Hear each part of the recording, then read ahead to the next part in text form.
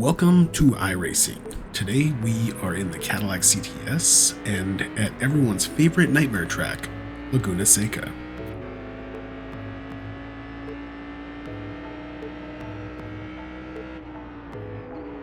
This video is a bit about what I've learned in 6 weeks of iRacing and many more weeks of life.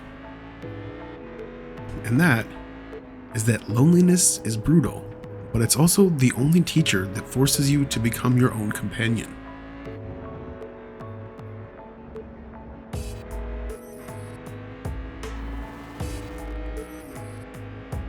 You know, growing up, I loved sports. It was sports and outdoors. It was my favorite thing. I grew up in a very wilderness-focused part of my country. In a very wilderness-focused country. So it's extra wilderness-focused. So obviously growing up as a Canadian young person, I loved hockey and I loved being outside.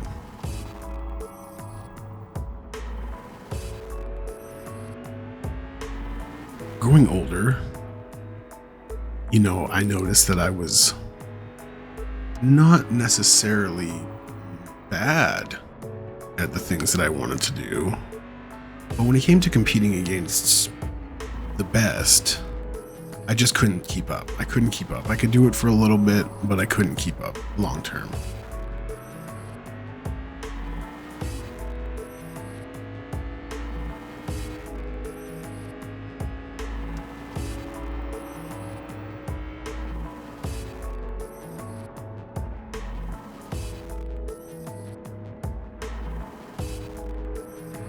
I would come to learn much later in life that, I had a physical defect, so to speak. I shouldn't say that. That's rude, but I mean, it's my body.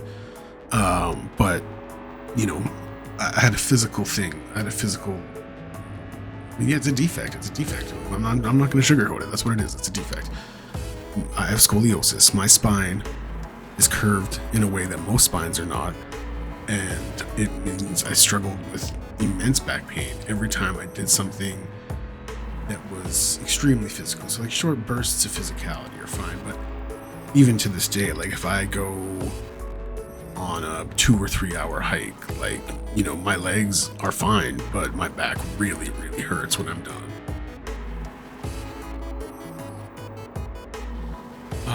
But I'm not trying to make excuses. I'm just saying that's what as a child I couldn't understand, was that the harder and harder I pushed, the less result I was going to get. Unlike most people, where the harder and harder they pushed, they would get better, I would get worse because my back was failing me. But as a kid, I just felt lazy. I just felt like I wasn't good enough. And especially, given my family dynamic, I did not measure up, was the lesson that I learned.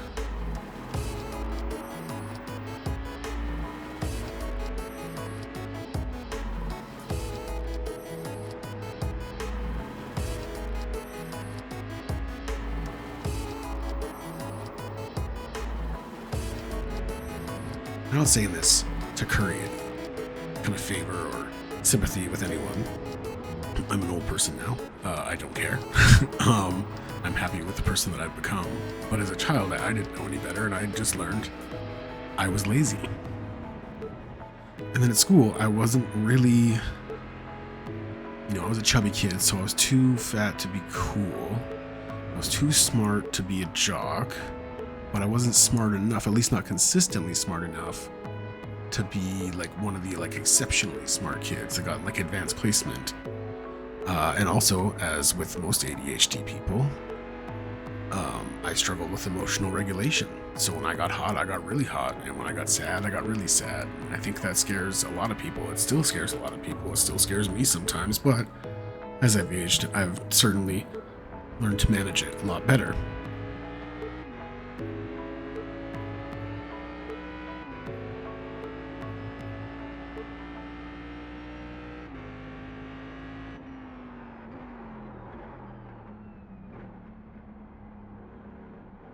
But as a result, the lesson that I learned was not that I wasn't good at sports and outdoorsy things, it's that I was lazy.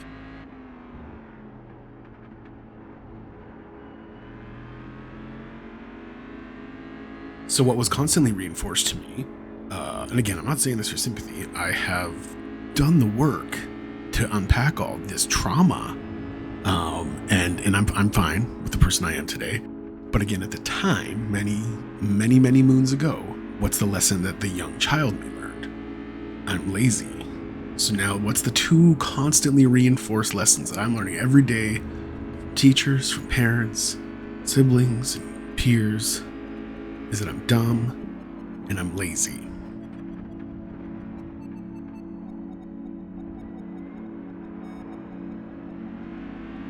I, of course, would learn later in life that I am neither dumb nor lazy. I was diagnosed with scoliosis first, and then ADHD many years after that, or a few years after that, I should say.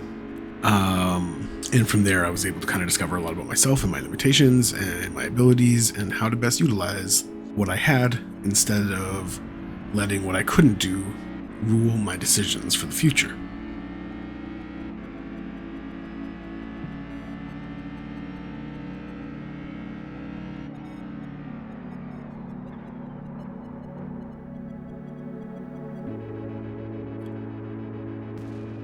And one of those things that I'll get into a little bit later was that I decided to let gaming literally run my life. I'll get into that. That sounds dangerous, but I'll get into it later.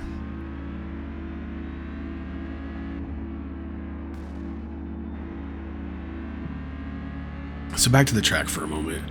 This is where I learned that being alone, all those years being in that isolation, where I still to this day love and require some isolation time.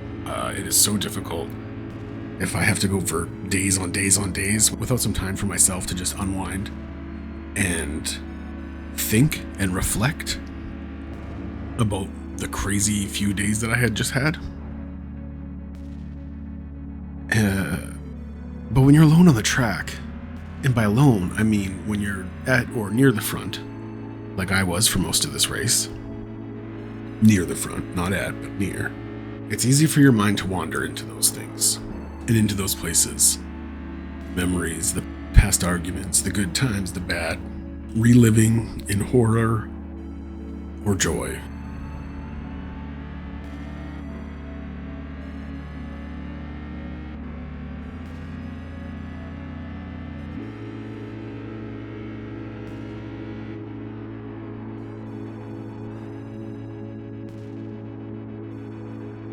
And that's when you go off the fucking track and you crash into the wall and you get past and bad things happen.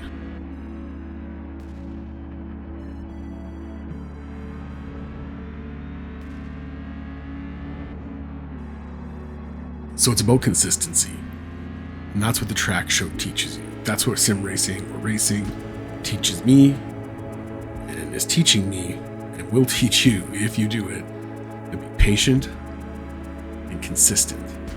You can be patient and consistent most of the time, it will pay off.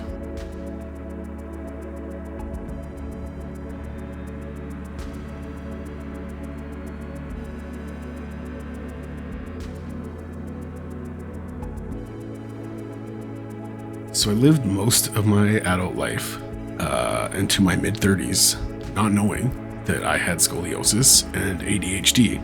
And I can tell you both of those things heavily affected my life. And I had no idea that they were a part of me. I had no idea they were a part of me.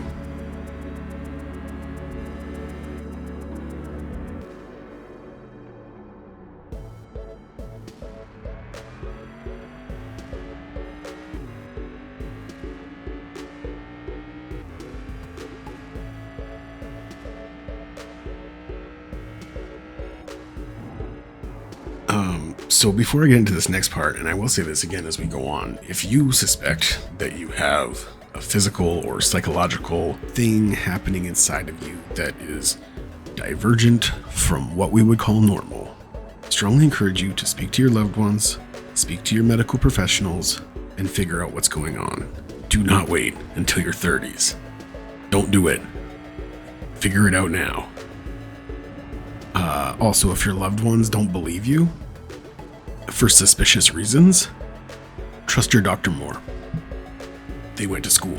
they know more than your parents or your aunts or your uncles or your pastor or your teachers or pretty much anyone in your life, right? Because they're a professional. They went to school for it. You trust a mechanic with your car, don't you? You know?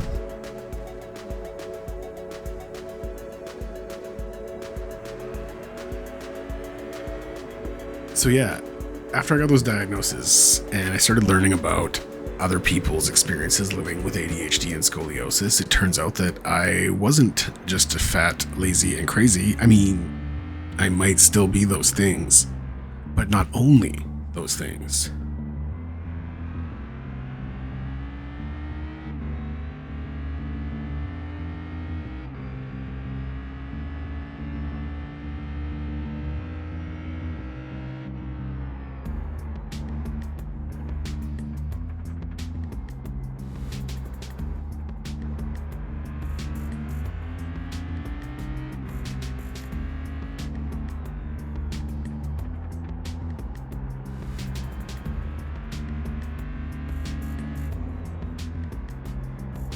But, you know, to put it in perspective of racing, if I'm the car, well, I finally got a good diagnosis.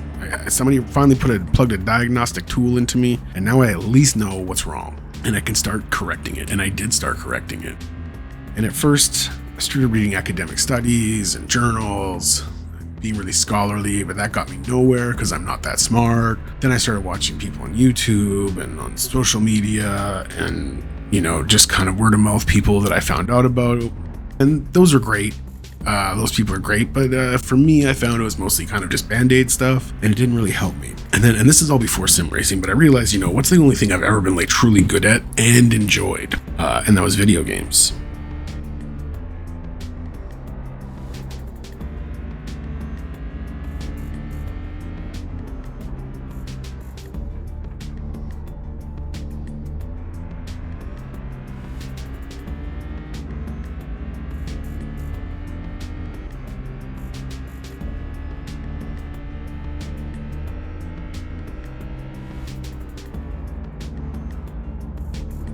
So I started studying video games in ADHD, and I found some pretty credible studies that show that kids with ADHD learn particularly well while playing video games, and there was a myriad reasons why.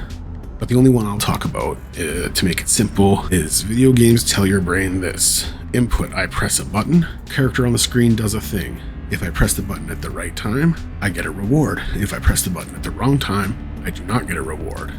I want a reward. Everyone wants a reward.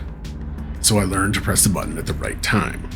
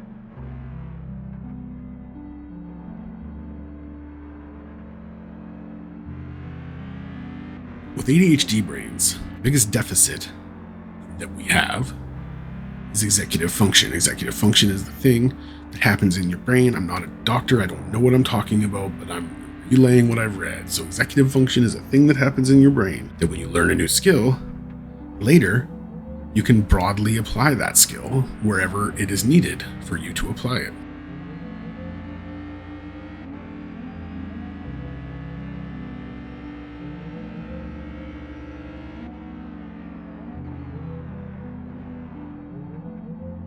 ADHD brains really struggle with this. To varying degrees, they can have none or a little bit of executive function. So it's not that I cannot learn a new skill. It's that depending on the complexity of the skill and my desire to learn that skill, I might have to do it many times before I get it right consistently.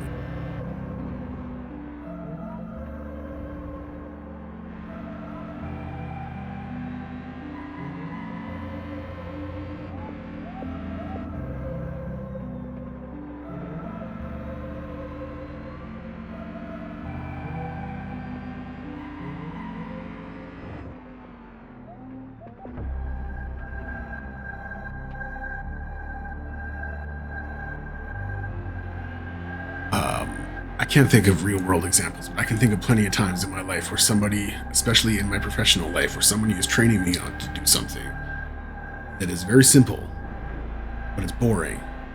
And they come at me months later saying, well, why can't you figure this out? It's so simple.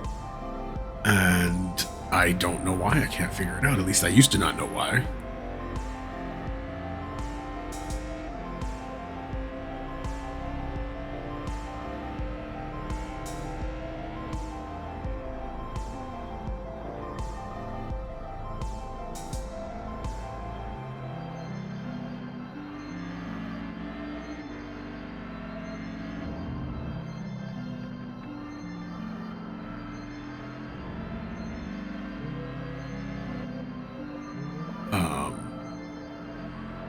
So I took what I learned from gaming and I thought, I'm going to apply it to my life.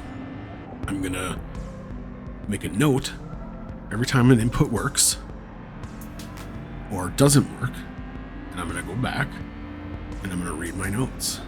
And I'm going to say when I treated this person this way, or when I reacted to this event or this news this way, this is how I felt, and this was the impact of my actions. And then when I looked back at it, I realized where I had some blind spots in how I was approaching my life and how I was dealing with others. Nothing glaring. I wasn't a total monster or anything, but certainly I was a little rough around the edges, and I had some room to grow. So I did. But it's not just patience and consistency. You know, video games have taught me most of my life lessons. Sure, patience you learn through grinding, but I've also learned empathy through character arcs and story mechanics. And through game mechanics, I've learned stick-to-itiveness and problem solving. And why sim racing works as a direct input, direct feedback, instant growth loop is because you do spend so much time doing something that is painfully boring, which is clean racing. It's so boring. These 6 weeks of iRacing have given me such even more profound respect for a driver like Max Verstappen, or any driver who can start at the front and then stay at the front, and not only stay at the front, but just keep building on that lead for 70 laps. That's insane to me. I'm only in D class. I just did a 25 lap race, and to be honest, by lap 13, my brain was checked out. Pretty much every corner I had to be telling myself out loud the mechanics of the corner.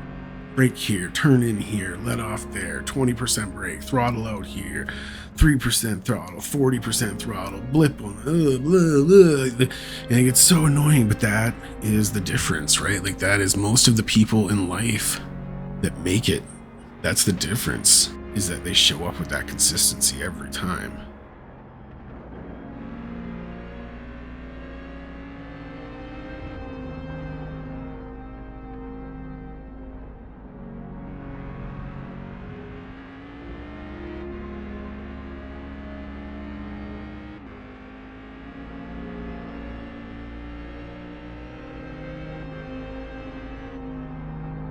The Max Verstappens of the world, they show up every single time the same way.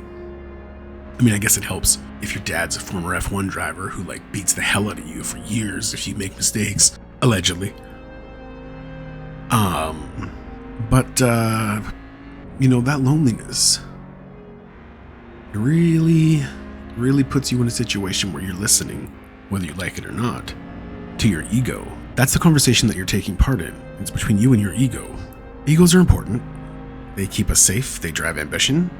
But it also fuels predators and recklessness. And in racing, you have to listen to the angel ego or the demon ego. That's your choice.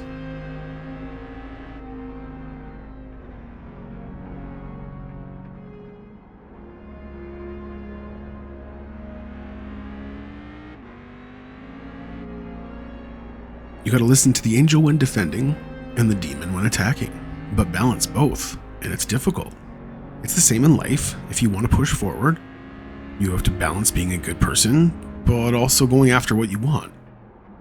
Nothing is easy, but if you're patient and consistent, you know, you'll almost always get to what you want. And instead, just turn it off. Just look away, like The Simpsons said, you know, probably 30 years ago at this point. Just don't look. Just turn off your TikTok and your Facebook. I mean, is Facebook still a thing? Do people still use Facebook? I don't know. I logged in recently and everything to me just looked like AI, so I just immediately deactivated my account. But, you know, Instagram, TikTok, Snapchat? Yeah, is that still? I don't know. I don't even care. I haven't been on social media since like 2018. I don't care. It's garbage. Like, turn it off. Turn it off. Well, except for YouTube. Don't turn YouTube off. Stay on YouTube all the time. Always stay on YouTube. Never, ever, ever, ever turn YouTube off.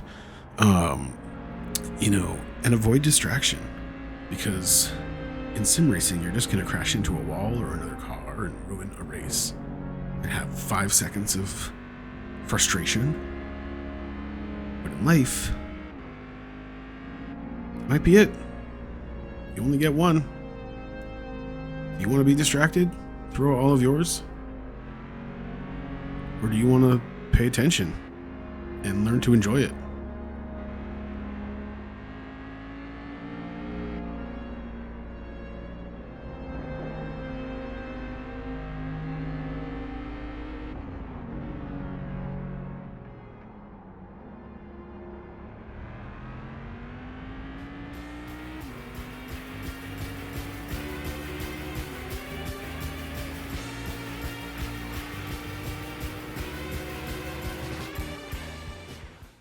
Well, if you made it this far, I guess, bully for you. Congratulations.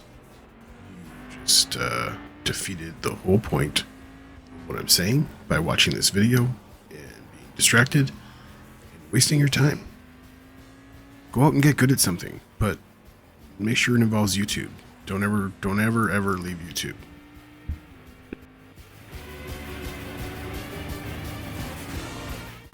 I said that I would touch on this again before the end, and although I've made some jokes in this video and some snide comments, I really and truly advise and encourage everyone who thinks that something's just a little bit not right, or maybe a lot not right for you, just talk to someone. Talk to someone. Don't be afraid to talk to someone. I spent most of my life being afraid. Don't do it. Go out and talk to someone.